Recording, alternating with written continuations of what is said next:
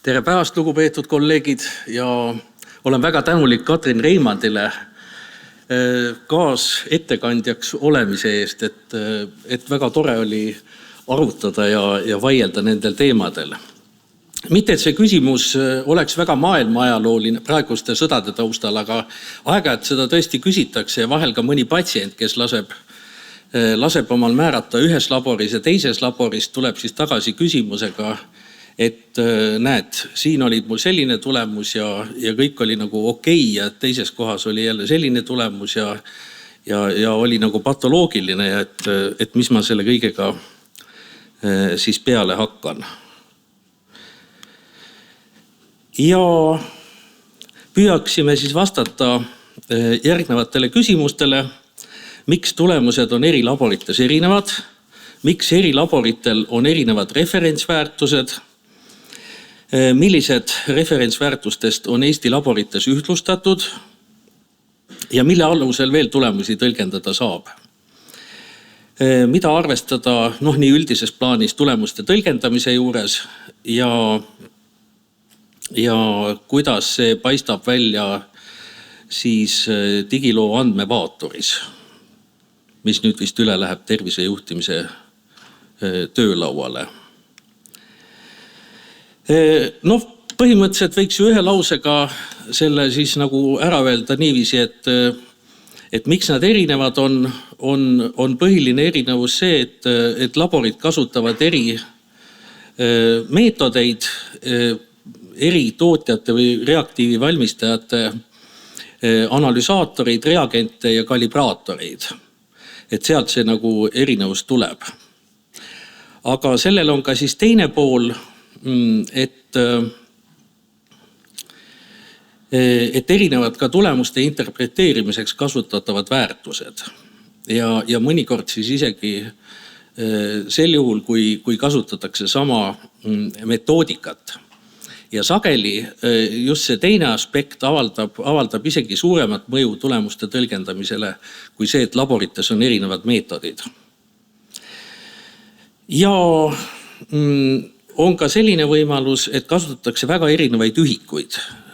Näitena on siin toodud vaba T4, 4 erinevat ühikut, mis on siis kasutusel Euroopas. Et Eestis õnneks see ühikute probleem seda nagu praktiliselt ei ole. Et on hästi ühtlustatud. Ja võtame siis ühe ferritiini näite. See on Hollandis läbi viidud uuring, kus oli siis uuriti 52 laboris ferritiini referentsväärtusi ja siin on näha erinevate, siin on üks meetod, siin on teine, 3. ja 4. Ja siin on nüüd näha, kui erinevad nad tegelikult on, isegi siis, kui kasutada sama analüsaatorit.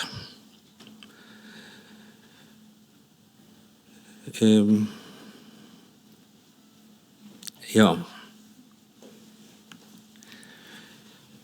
Ning sellest samast uuringust on siis ka järgmine pilt ferritiini kohta, kus on uuritud erinevaid perearste.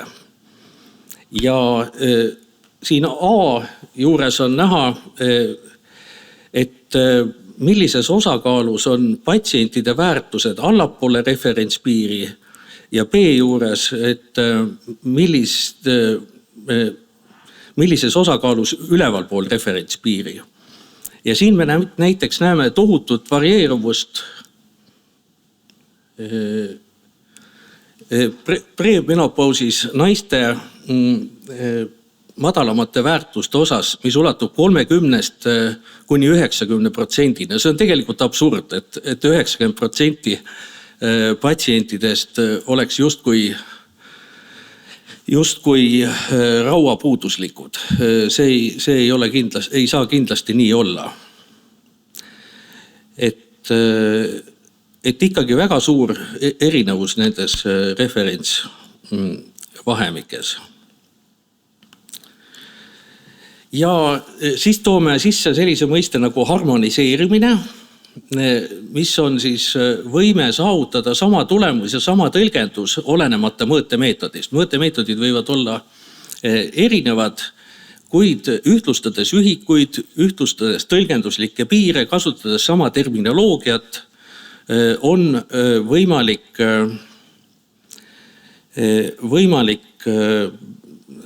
seda interpretatsiooni ühtlustada.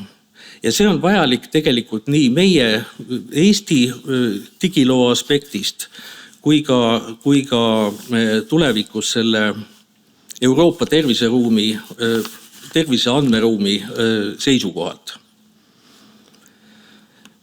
Järgmine näide puudutab troponiiniid, mille kasutuse algusaegadel esines kuni 40-kordne erinevus referentsväärtustest, olenevalt siis analüsaatorist ja meetodist. 2024. aastaks oli see erinevus vähenenud 4 korrale ja praegu ma vaatasin, et mis on Eestis kasutatavate meetodite osas, on see vahe umbes 2-kordne. Ja lisaks on siis teine müokardi kahjustuse test on troponiin T. Selle puhul on siis see on teine molekul ja tunduvalt madalamad referentspiirid. Et muidugi müokardi infarkti diagnostikaks oleks ikkagi, arvestades ka patsientide liikumist, vajalik neid asju ühtlustada, aga see paraku ei ole reaalsuses võimalik. Seda tuleks soovitavalt ühtlustada kindlasti sama raviasutuste võrgustike piires, kasutades sama teste. Kuid igal juhul, mis peaks olema, on see, et info nende referentspiiride suhtes peaks olema hõlpsasti kättesaadav. Ja siin paraku peab tunnistama, et kuigi me koostöös Eesti kardioloogide seltsiga oleme ka selle info millalgi välja andnud ja siin te näete siis ka neid meetodite vahelisi erinevusi, on see praeguseks juba aegunud, on toodud siinkohal lihtsalt näitena. Vajab kindlasti uuendamist. Nüüd teine tegevus on standardiseerimine. Standardiseerimine on väga keeruline rahvusvaheline tegevus, mida tavaliselt juhib eest rahvusvaheline kliinilise keemia ja laborimeditsiini föderatsioon. See hõlmab väga palju erinevaid osapooli, vastavaid instituute, kalibreerimislaboreid, referentslaboreid ja selle aluseks on siis referentsmaterjali defineerimine ehk selle õige molekuli defineerimine, referentsmeetodi väljatöötamine ja siis referentslaborite võrgustiku loomine, millega peaksid siis hiljem haakuma reaktiivide valmistajad. Ja toome siin 2 näidet meetodite standardiseerimise kohta, millest üks on siis glükohemoglobiin 2000-ndatel ja teine on süsivesikdefitsiitne transferiin 2010-ndatel. Tavaliselt see standardiseerimine võtabki aastaid, kui mitte aastakümneid. See on niisugune keeruline tegevus. Enne standardiseerimist siis oligi taas metoodikate halb kooskõla, väärtuste ja ühikute halb kokkulangevus ning sellega kaasuvad siis ka raskused tulemuste tõlgendamisel ja raviks kasutamisel. Glükohemoglobiin on siis retrospektiivne peegeldus 2-3 kuu glükeemilisest kontrollist. Seda siis on võimalik kasutada nii monitoorimiseks, diagnoosimiseks. Ja selle IFCC standardiseerimise käigus töötati välja üks rahvusvaheline referentsmeetod, üks referentslaborite võrgustik ja mitmed erinevad kvaliteedi kontrollisüsteemid. Ning saavutati siis tulemus, kus kõik laborites määratavad glükohemoglobiini tulemused on jälgitavad IFCC referentsmeetodini. Ehk saavutatakse samad tulemused kogu maailma laborites. Ja see tegevus lõppes kuskil 2010. aasta paiku ning sellest teavitasime Eesti Arstis siis 2011. aastal. Teine näides puudutab süsivesikdefitsiitset transferiini, mis on alkoholi kuritarvitamise biomarker ja mille vale tõlgendamisel võivad olla siis tagajärjed patsientidele ka nii-öelda juriidilises plaanis, osades riikides siis ka juhilubade tagastamise aspektist. IFCC standardiseerimise käigus defineeriti siis see analüüt või molekul, milleks on disealotransferiin.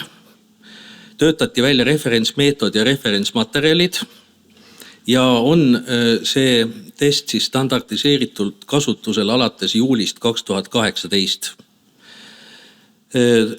Tulemuste tõlgendamine on ühtne, ehk siis alla 1,7% on alkoholi liigtarvitamine viimase 2 nädala jooksul on ebatõenäoline. Üle 2,1% tulemus viitab alkoholi liigtarvitamisele viimase 2 nädala jooksul ja siis see vahepealne ala on jäetud halliks tsooniks, mis on vajalik nii-öelda juriidilistes aspektides. Ja tagajärjeks on siis tulemuste parem interpretatsioon arstlikeks ja juriidilisteks otsusteks. Et enne seda standardiseerimist ülemised referentspiirid erinesid 1,3% kuni 2,4%, et siin on siis saavutatud 1,7 kindel piir. Nüüd vaatasime ka, mis on siis need uuringud, mille standardiseerimiseks on IFCC loonud töögrupid. Ja siin on neid oma 20. Esimesena me näeme siin talasseemia sõeluuringut, mis võib-olla ei ole nagu meie kontekstis niivõrd oluline, küll aga maailmas. Siis see CDT jätkab, me näeme siin vana tuttavat troponiniid. Näeme ka autoimmuunuuringuid, neurodegeneratiivsete haiguste biomarkereid, immuunsupressante, peitverd. Aga te näete, et on tulnud lauale ka uuesti protrombiini aja ja INR-i standardiseerimine, mida nad siin kutsuvad, et saavutada jätkusuutlik standardiseerimine. Et sellega ei olda ikkagi rahul, mis omal ajal tehti. Me näeme siin ka kasvajamarkereid ehk kartsinoembrüonaalset antigeeni CA15-3, kalprotektiini. Ja mingil põhjusel on suletud siis 2 töörühma, üks, mis puudutab pankrase ensüüme ja teine, mis puudutab kasvuhormooni. Et päris palju töörühmi, aga kui arvestada, et laboris on uuringuid seal võib-olla mitusada või rohkemgi, siis tegelikult see on võib-olla tilgakene nii-öelda üldises meres.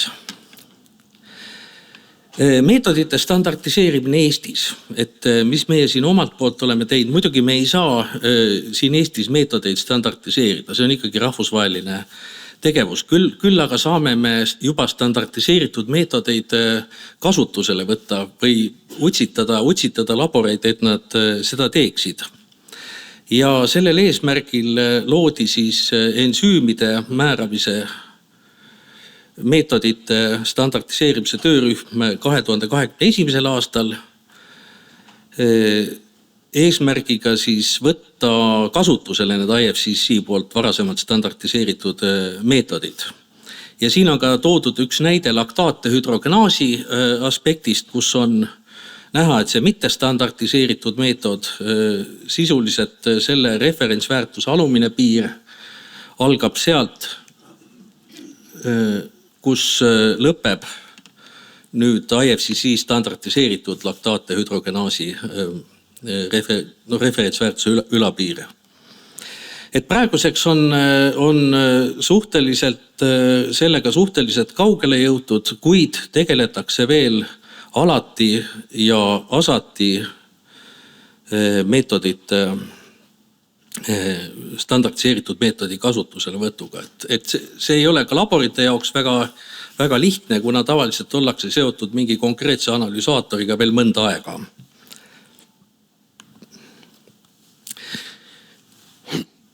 Teine teema on siis see, et miks laboritel on erinevad referentsväärtused. Ja see ei ole seletatav ainult meetodite erinevusega. Et kui võtta niiviisi, et neid referentsväärtusi luuakse, siis mingi referentspopulatsiooni põhjal, need on terved inimesed, kellest võetakse üks teatud uuringugrupp, saadakse mingid väärtused, tehakse statistiline analüüs ja saadakse 95% tervete inimeste väärtuste jaotus, mis moodustabki siis selle referentsvahemiku. See tähendab ka seda, et 5% tervetest inimestest need väärtused võivad olla patoloogilised, aga nad on terved. Kas iga labor, nagu on soovitatud, peaks siis sellist tegevust harrastama? Ideaaljuhul jah, kuid tegelikkuses ei ole see paraku mitte miskil moel võimalik, sest siin on vaja igas soo- ja vanusegrupis testida 120 inimest. Ja selline tegevus ei ole nende sadade testide juures jõukohane ei väiksemale maakonnahaigla laborile ega ka suuremale ülikoolihaigla laborile. Ja tõenäoliselt mitte ühelegi laborile kogu maailmas. Et praktikas saadakse need referentsväärtused siis eri allikatest, võidakse võtta rahvusvahelistest juhistest, erialastest käsiraamatutest, millest kõige levinum on Tiitsi käsiraamat, kuid kõige sagedamini siis analüsaatorite ja reagentide valmistajate metoodikate juhistest. See on kõige sagedasem allikas. Paraku on ka siis neid juhte, kus lähed küsima, et kust need on tulnud, tegelikult ei teatagi, kus kohast see on ajalooline, võib-olla siis ajalooline referentsväärtus, mille puhul allikas ei olegi üldse teada. Ja uute teemadena on siis tänapäeval esile kerkinud ka referentsväärtuste väljatöötamine kaudsel meetodil, ehk siis kasutades haiglate andmebaase, neid vastavalt statistiliselt töödeldes ja kindlasti tuleb ka tulevikus väga jõudsalt sisse ka individuaalsete referentsväärtuste teema. Ehk kui inimesel on aja jooksul kas siis töötervishoius määratud mingeid uuringuid korduvalt, siis on võimalik selle põhjal teha inimesele tema oma referentsväärtused. Ja need on palju kitsamad kui populatsioonipõhised ja need on vägagi indiviidipõhised. Nüüd üks näide Eestis tehtud referentsväärtustest on siis hematoloogilise automaatuuringu referentsväärtused Eesti täiskasvanutel. Ja siin oli meil selline absurdne olukord varasemalt, kus sisuliselt laborid kasutasid kõik ühe sama tootja analüsaatoreid, aga referentsväärtuste osas valitses väga kirju pilt. Ja Ja siin tõepoolest sai uuritud üle 120 naise, üle 120 mehe ja tehtud see asi läbi ning selle tagajärjel on siis Eesti laborites peaksid olema kasutusel ühesugused referentsvahemikud hemogrammi osas. Ka 2-3 laborit, kes kasutasid teist tüüpi analüsaatoreid, need omakorda verifitseerisid enda analüsaatorid nende referentsväärtuste suhtes ja see on juba tunduvalt lihtsam protseduur, kui uurida 120 isikut. Nüüd laste puhul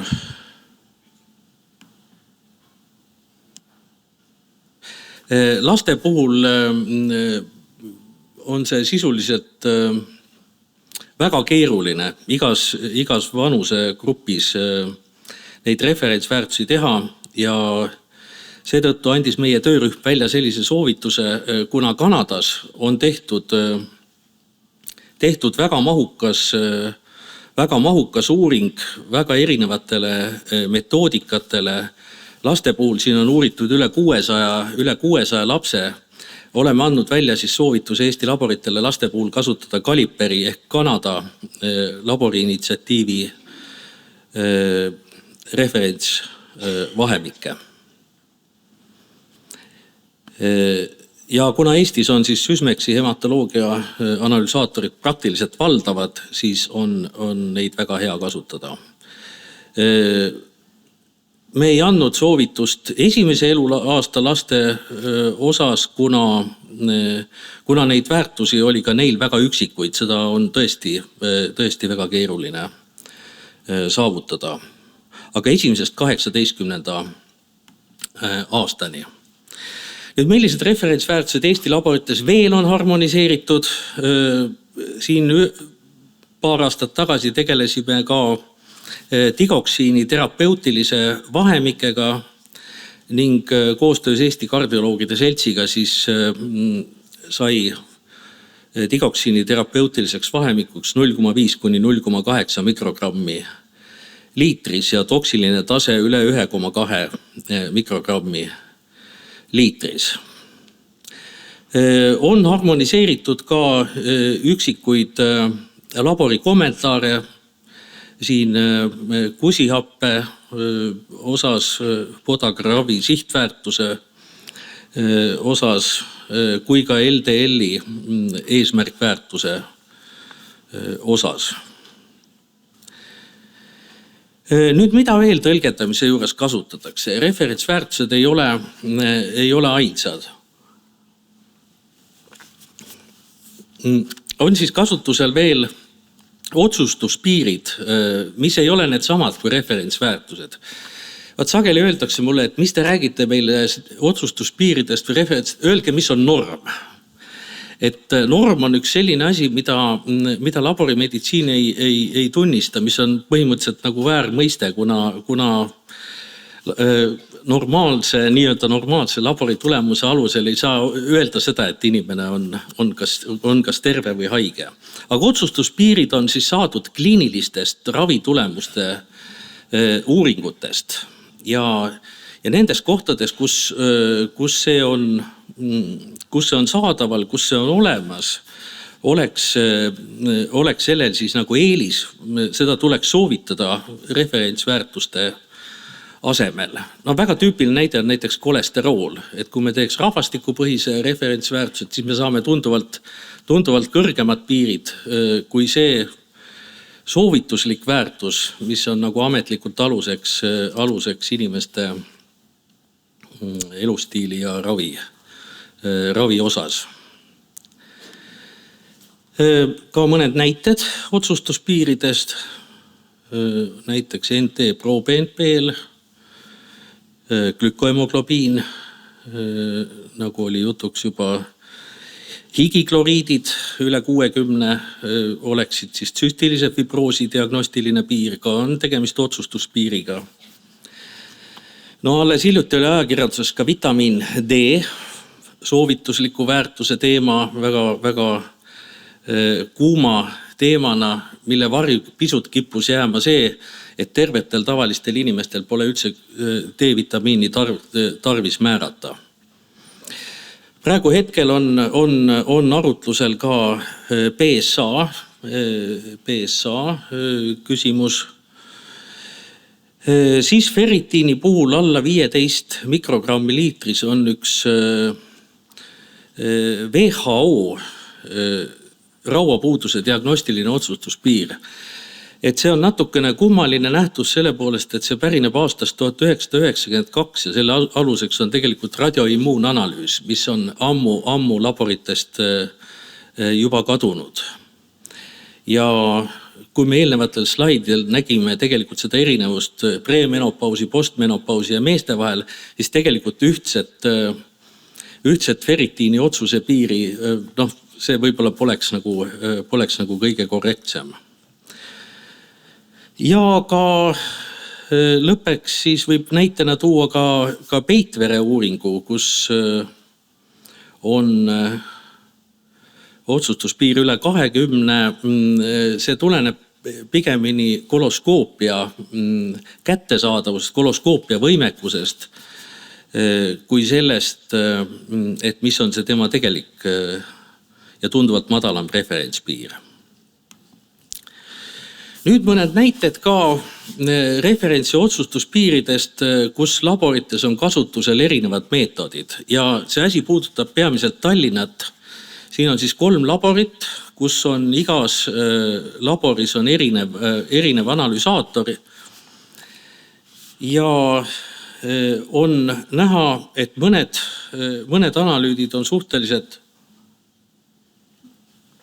sarnaste referentspiiridega, nagu siin esimesed 2 ProBNP ja LDH, aga juba 3. juures, DSH juures, prolaktiini puhul, samuti ferritiini puhul, see pointer ei kipu töötama, ja eriti standardiseerimatu on siin transferiini lahustuvad retseptorid, kus tõepoolest ühe ülapiir algab sealt, kus teise alapiir.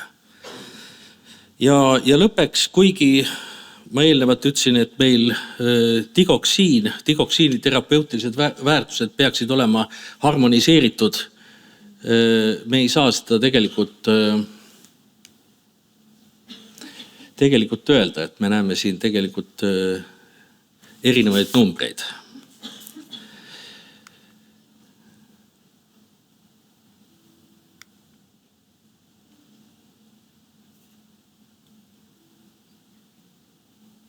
Nii, ja siin samuti ka sama asi kasvajamarkerite kohta on neid, mis on suhteliselt sarnaste referentspiiridega ja on neid, mis on väga erinevad. Et kui me mäletame, siis IFCC töörühmad puudutasid siis kartsinoembryonaalset antigeeni, mille puhul on kahekordseid erinevusi näha ja siis rinnavähimarker CA15-3, kus on ka mõningaid erinevusi. Nüüd järgneva mõistena võime me veel sisse tuua sellise asi nagu võrreldavus. Kas tulemused laborite vahel on võrreldavad? Ja sellise küsimusega põrkasime me kokku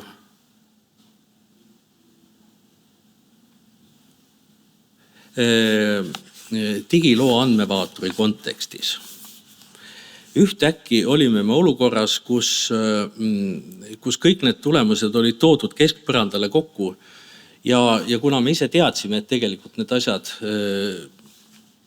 ei pruugi olla võrreldavad, siis pidime me vastu võtma mingi otsuse. Ja otsus sai selline, et kui laborite vaheline suurim variatsioon välises kvaliteedikontrollis on üle 20%, siis me ütleme selle kohta, et need tulemused ei ole laborite vahel võrreldavad. Ja kui nad jäävad 20% piiresse, siis me loeme siis me loeme neid võrreldavaks. Vastav hoiatus siis, kui ei ole võrreldav, ilmub siis digiloo andmevaatorisse. Ja loodetavasti kantakse üle ka tervisejuhtimise töölauale. Kokkuvõttes siis võib öelda, et tulemused erinevad laborite vahel nii eri meetodite kasutamise kui ka erinevate referentsväärtuste allikate kasutamise tõttu. Standardiseerimisega tegeleb IFCC, kuid see on väga aeganõudev protseduur ja see täielikult ei saa mitte kunagi nii olema. Meie omalt poolt tegeleme siin referentsväärtuste, otsustuspiiride ja kommentaaride harmoniseerimisega nii palju, kui see on võimalik. Hemogrammi puhul on meetodid ja referentsväärtused on harmoniseeritud. Immuunkeemia osas Lõuna-Eesti on väga hästi harmoniseeritud, kuna nad kasutavad samu analüsaatoreid, kuid Põhja-Eestis siis on see koht, kus tasub arvestada erinevustega. Ja mitte standardiseeritud uuringute korral tuleks siis kasutada monitoorimisel sama labori mõõtmisi. See on niisugune üldine soovitus. Ja arvestada eri laborites määramise võimalikku mõju. Mitte võrreldavaid analüüsid on eeskätt siis hormoonid, kasvamarkerid, hüübimisanalüüsid ja muu immunoloogia. Ning sellega täname kuulamast ja võib-olla, et me sooviksime siin näha seda kahte väga ühesugust elevanti, aga paraku peame leppima tõsiasjaga, et nad siiski nii sarnased, nagu sellel pildil ei ole. Et täname väga. Aitäh, Karel, siin nii-öelda defineerimast kõiki neid mõisteid, mis labori uuringute tulemuse tõlgendamisel kasutusel on. Et ma ei näe siin, põhimõtteliselt saab küsimusi ka Spiido kaudu edastada, kui siia kuvatakse see kood. Ja, et võib selle kaudu, aga kiire küsimus võib-olla auditooriumist on teil. Jaa, palun. On niisugune tähelepanek, kui lastel näiteks võeti kalade uuringu tulemused kasutusele üleaastastel lastel, siis ja osades laborites ka sinna digilukku minevad muutused on, mis erinevad referentspiirist on värvitud teise värviga ja või varem meil oli näiteks trombontsüütide alumine referentspiir seal kuskil 175 000, siis selles uues uuringus 200 000 ja niisugused uute andmete kasutusele võtmisel, eriti kui need on kõige minimaalselt on väärtus alla referentspiiri ja see värvitakse näiteks punaseks seal, siis see tekitas nii tohutult küsimusi, e-konsultatsioone, et edaspidi võib-olla tasuks mõelda sellele, et kui on muutused ja mis võib-olla ei ole, siis need otsustuspiirist all olevad muutused, need mitte ei värvitaks nendes terviseandmetes punaseks näiteks, sest see on tekitanud küll palju. Vanemate kvaliteetide tohutu valmisva. Jaa, meil oli sel teemal oli ka kõva vaidlus seal haigekassas ja minu meelest saavutati see, et see punane värv muutus oranžiks. Aga see on nagu kompromiss, nii-öelda kompromiss ametiasutuste ja erialaorganisatsiooni vahel. Et see ei olnud nagu erialaorganisatsiooni ettepanek nüüd punaseks värvida, et meie nagu pigem ei näinud seda vajadust, et peaks olema roheline või punane seal. aga aitäh, Karel. Kas tohib ühe küsimuse veel? Jaa, palun. Et kas me võiksime infosüsteemides eristada otsuse piire ja tegelikke referentsväärtusi? Et see on üks lõputu teema selle kolesterooli ümber, aga no kindlasti neid näiteid on veel. Et kuna me paneme nad kõik kokku, tähistame ühtemoodi, siis me isegi ei tea, kolleegid ei tea ja ammugi ei tea patsient, mis on mis. Jaa, mina saan aru nii, et see taandub sellele, et meil on ainult üks väli selle esitamiseks ja siis sellele samale väljale on nad nagu, tulevad nad siis kokku, on ta siis referentsväärtus või otsustuspiir. Et vahel me saame seda nii-öelda otsustuspiir näiteks kommentaarina panna, aga no see on nagu tehniline küsimus. Kui ma asjast õigesti aru saan. Jah. Et kommentaariks Neemele, et tegelikult on ikkagi soovitatud kasutada kas referentsväärtust või otsustuspiiri, mitte mõlemat kuvada.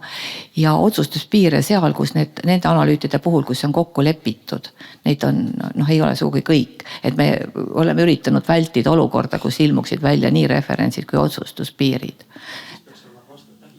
Jah, võib-olla küll, aga et selles mõttes, et kui keegi vaatab samale referentsväärtust ja näeb seal midagi muud, et sa teab, et tegemist on otsustuspiiriga, aga jah, see on meil puutumata.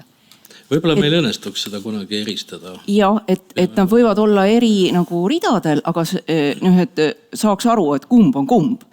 Aga selle taga on tegelikult arendus ja selle taga on raha. Et kui meil oleks infosüsteemide arenduseks rohkem raha, siis seda saaks teha. Aga aitäh, Karel!